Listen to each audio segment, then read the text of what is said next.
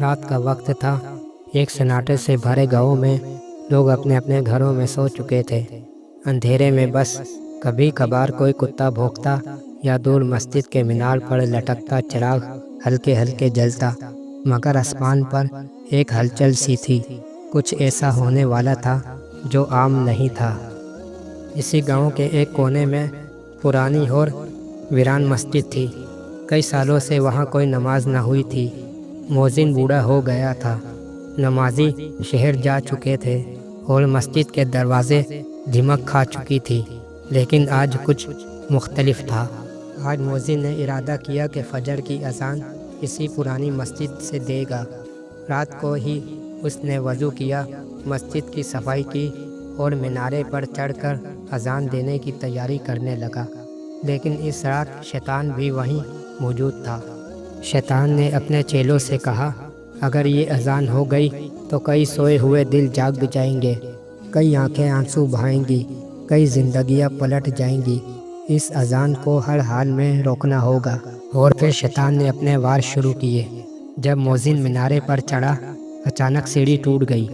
وہ گرا، لیکن اللہ کا نام لیتے ہوئے دوبارہ اٹھا اور چڑھنے لگا۔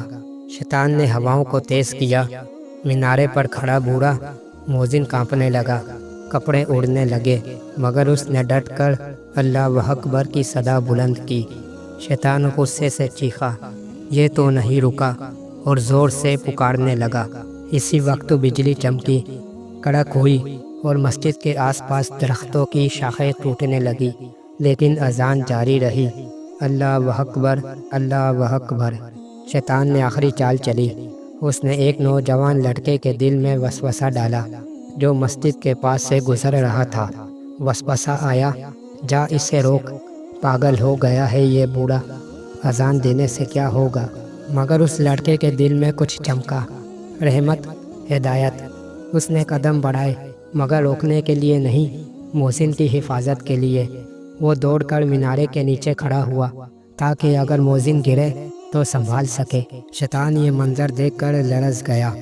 نہیں، یہ اذان ایک کو جگائے گی، پھر وہ دوسروں کو جگائے گا۔